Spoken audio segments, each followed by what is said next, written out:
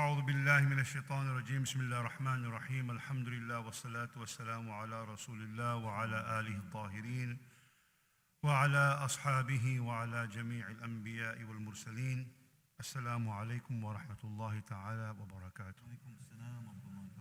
As people of faith, we believe and we realize that life is but a period of trial and of tests.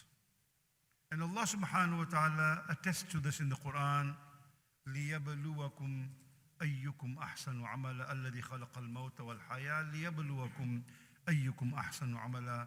Life and death has been given to you, and each one to be tested according to the best of their deeds. As such, lives of people present a kaleidoscope, a variety of challenges. Some of these are small, some of them are big, some are trivial, and some of them are complicated and major. But all of these requires determination, requires courage, requires faith, and it requires patience to endure and to deal with these challenges. So life for sure is meant to be a test. And everyone is bound to experience some level of test. وَلَنَبْلُوَنَّكُمْ بِشَيْءٍ مِّنَ الْخَوْفِ وَالْجُوعِ. Numerous ayats in the Quran about this. And more than that, even the prophets themselves, as Rasulullah said, أَشَدُّ النَّاسِ بَلَاءُ الْأَنْبِيَاءِ. The people who went through the most severe tests, the most rigorous tests, have been the prophets. And all of these prophets were models of excellence. And these were guides chosen by Allah to guide humanity. And none of them went through life without trial and tribulations. And their attitude as a whole was, وَلَنَصْبِرَنَّ عَلَى مَا آذَيْتُمُونَ وَعَلَى اللَّهِ فَلْيَتَوَكَّلِ الْمُتَوَكِّلُونَ. We will surely be patient through whatever trials and tribulations that we have to endure. And if you want to rely on Allah, if you want to rely on anyone, rely on Allah. And that is the attitude of the prophets. When we reflect on the trials and tribulations and the response and the patient perseverance of prophets, we find remarkable resolve, remarkable courage, remarkable strength of faith, remarkable inspiration. Ibrahim alayhi salam was thrown into the fire as a child, was tested with the sacrifice of his son Ismail, and he had to deal besides that with the hostility within his household. Yaqub alayhi salam suffered the longing separation from his son Yusuf when some of his sons betrayed their stepbrother, and eventually he himself, Yaqub alayhi salam, lost much of his sight. He endured this in his lifetime. Ayyub alayhi salam suffered severe illnesses to the extent that he was ostracized by his people and even by his family. Musa alayhi salam was left floating as a baby on the river at a time when the authorities killed all the boys they found, even in their homes, and he was left on the river.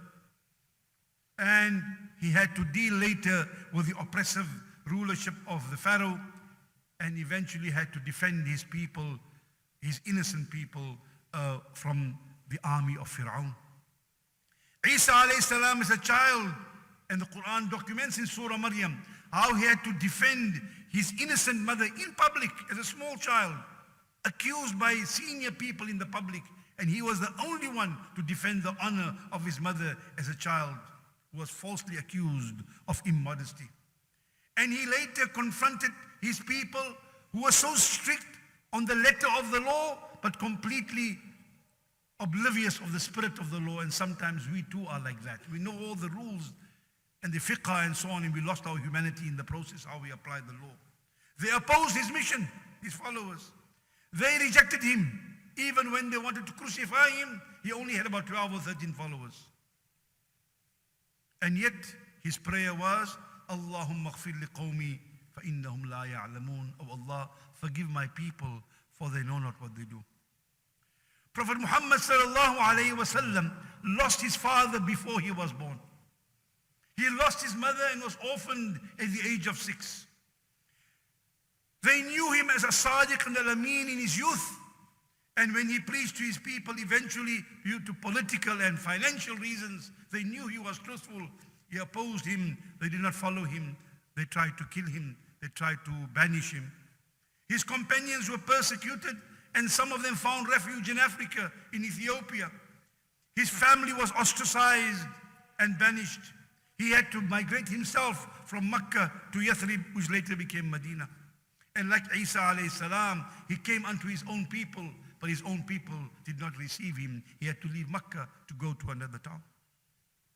He suffered assassination attempts before leaving from Mecca to Medina. His relatives were boycotted. His followers were killed. His beloved uncle's body was mutilated at the Battle of Uhud. And he often went days without food in his house. And his wife said, there was never a time in the Prophet's life from the time of revelation that he received that he had food for 3 consecutive days. All his children died in his lifetime except Fatima. Yet, such was the selfless nature of the Prophet ﷺ that once somebody insulted him in public and he was crying, and people thought he was crying because he was insulted, and they overheard him whisper. He said, Yarhamullahu akhi Musa. This document is Sahih al-Bukhari. Yarhamullahu akhi Musa qad udhiya bi akthara min hadha fasabar. He wasn't crying because of himself. He cried to think, oh Musa, my brother, may Allah have mercy on you. They troubled you more than this, and yet you were patient. Even in his own anguish, the Prophet remembered the suffering of others. May Allah's peace and blessings forever be upon all the Prophets. Salawatullahi wa salamuhu alayhim ajma'een. Shukran. Wassalamu alaikum wa rahmatullah.